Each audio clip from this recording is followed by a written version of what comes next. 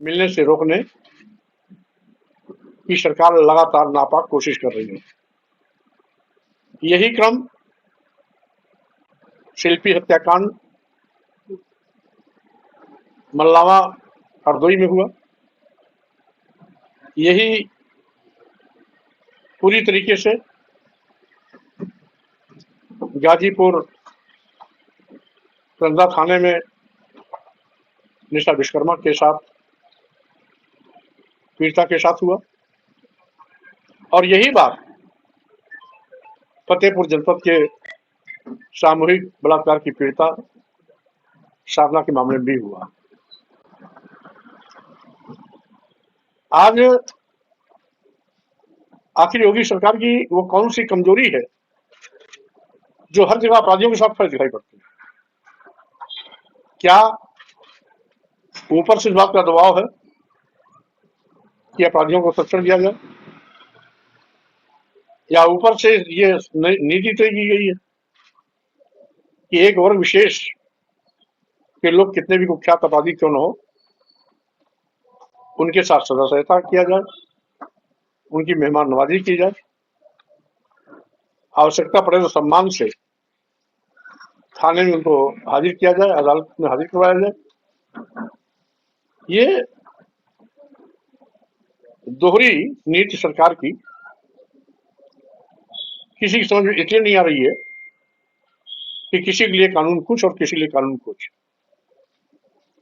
किसी अपराधी के घर में बुलडोजर चलता है और किसी को ससम्मान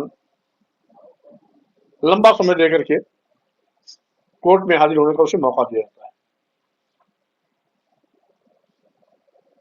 यही नहीं, जैसा कि विगत दिनों मैंने कहा था कि अगर वो भाजपा का अपराधी है तो उसे अभयदान मिलता है,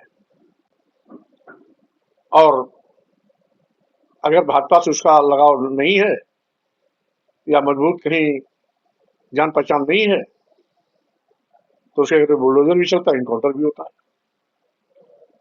ये बहुत दुखद है।